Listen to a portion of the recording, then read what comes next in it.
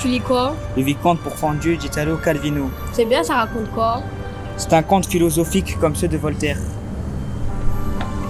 Un quoi? Une histoire qui fait réfléchir. C'est pas où je me casse. Non, reste, ça peut être bien. Vas-y, Luigi, raconte. Ça se passe au XVIIIe siècle.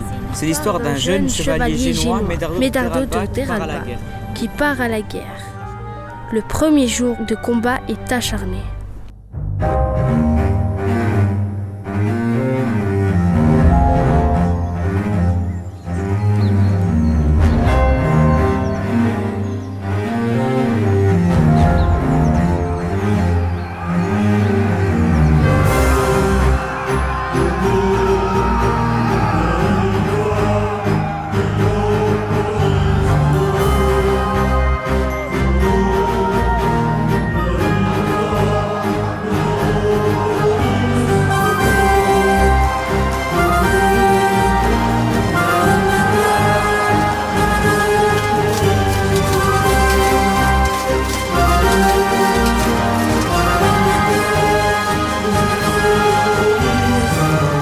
La bataille commença à 10h.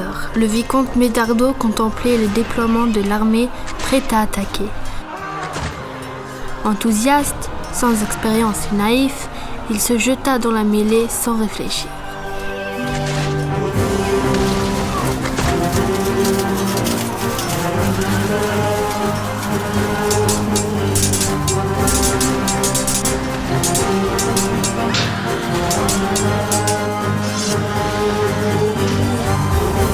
Il se retrouva devant les canons, sabre au clair, face à la bouche à feu, pensant effrayer les soldats ennemis. Au lieu de cela, c'est eux qui le canonnèrent en pleine poitrine.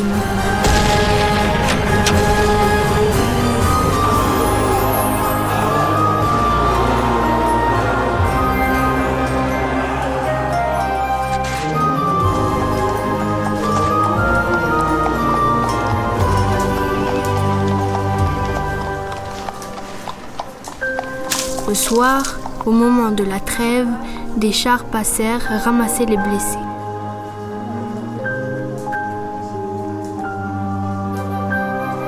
C'est ainsi que les restes de Médardo furent rapatriés.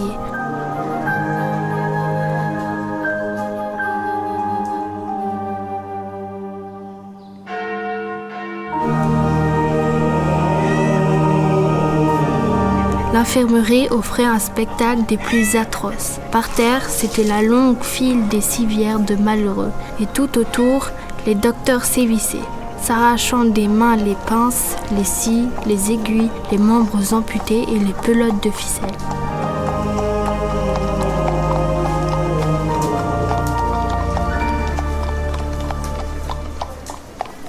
Quand on retira le drap qui recouvrait le vicomte, on vit son corps effroyablement mutilé.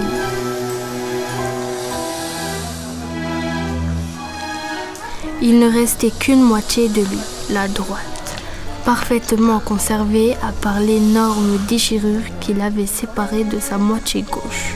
Toute la nuit, les docteurs s'acharnèrent.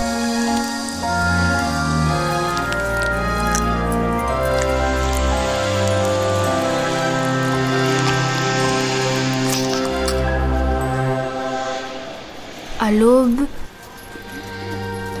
le jeune homme ouvrait son unique œil, sa demi-bouche, dilatait sa narine et respirait.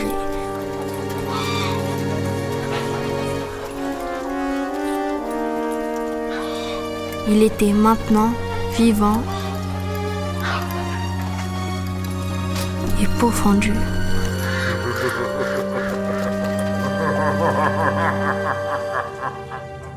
C'est n'importe quoi ton histoire, c'est pas possible, il serait mort.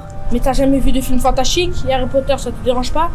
T'es nul, c'est un conte philosophique. Philosophique, une allégorie quoi. Une figure de style comme on avait en français pour le brevet. Allez, continue.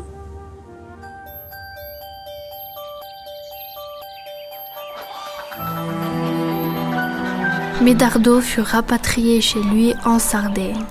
On le déposa au milieu de la grande salle. Il bondit sur son unique pied à l'aide d'une béquille. Un manteau noir descendait de sa tête jusqu'à terre.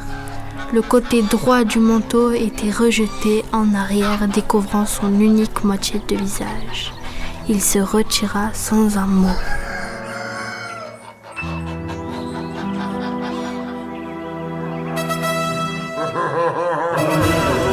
Dans la nuit s'élevèrent des bruits effrayants.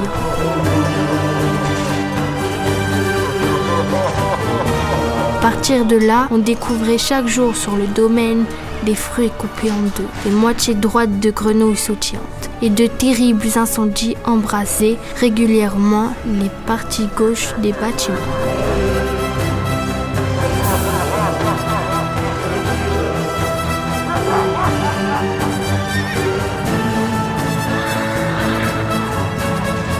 Dans sa ténébreuse folie, le jeune homme se mit à multiplier les exactions.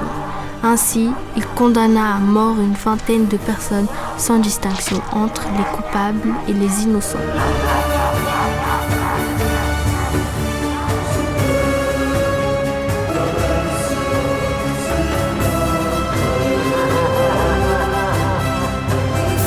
Les villageois l'affublaient de sobriquets, plus terrifiants les uns que les autres, et tous se cachèrent à son approche.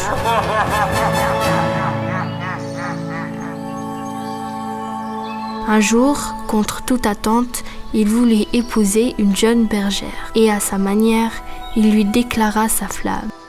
Pamela, j'ai décidé d'être amoureux de toi.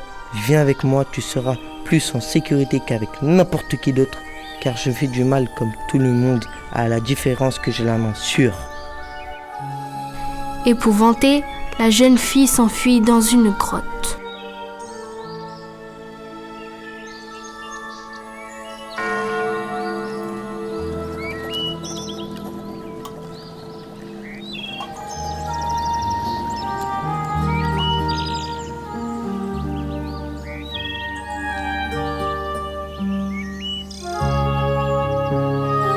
Pamela était endormie lorsqu'elle sentit une main l'effleurer. Elle ouvrit les yeux et poussa un cri d'effroi. Le vicomte était au-dessus d'elle. Tu dormais quand j'ai vu une araignée venimeuse descendre de cette branche dans ton cou. Son costume était différent, sa voix et ses manières aussi. Elle avait face à elle la partie gauche. Elle lui fit part de son étonnement et il lui raconta comment il avait miraculeusement survécu. Depuis son retour, il lui dit avoir réalisé 1000 bonnes actions. Il lui confia aussi être perplexe quant à la réaction des villageois. Il semblait mécontent lorsqu'il les avait obligés à partager leur maigre nourriture avec les bêtes. Il ne comprenait pas pourquoi les vieillards étaient fâchés lorsqu'il les empêchait de travailler. Certes, mais ont-ils le choix? Sans récolte, ils mourront de faim. Tu sais Pamela, je ressens une fraternité qui me lie à toutes les blessures du monde. Si tu m'épouses, tu apprendras à souffrir des maux de tous et à soigner les tiens en soignant les leurs.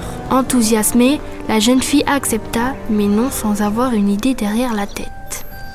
Mais il est complètement nul. Non, il est trop gentil. Oui, mais il est un peu toqué. Vous voulez connaître la fin? Oui. C'est ainsi qu'au milieu des escarpements de Terralba, les deux moitiés de Médardo erraient, rongées par des tourments contraires. Pamela avait accepté alternativement la demande en mariage des deux moitiés sans leur avoir précisé que l'autre serait là aussi. Le mariage était fixé au lendemain. Elle disait oui à la partie gauche lorsque la droite apparut, à la cérémonie toujours aussi sombre.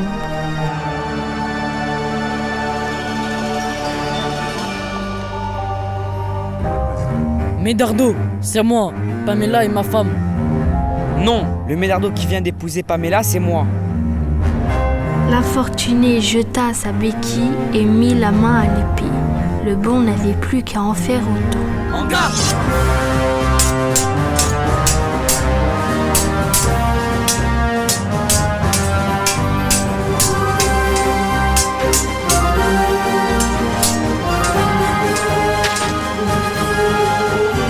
Le docteur du château, armé d'un fil et d'une aiguille, s'affaira à recoudre ensemble les deux parties du vicomte.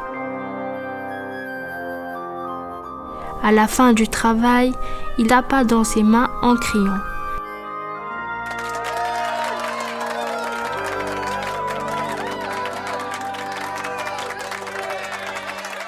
Médardo redevint un homme entier, ni méchant ni bon, mais il avait l'expérience de l'une et de l'autre moitié ressoudée. Aussi devait-il être sage. Donc tous les êtres sont comme Médardo. En duel, le bon et le mauvais cohabitent. Waouh, quel philosophe! La vie, ça n'est jamais si bon ni si mauvais qu'on croit. Je vois que t'as bien retenu le cours de l'an dernier sur Maupassant.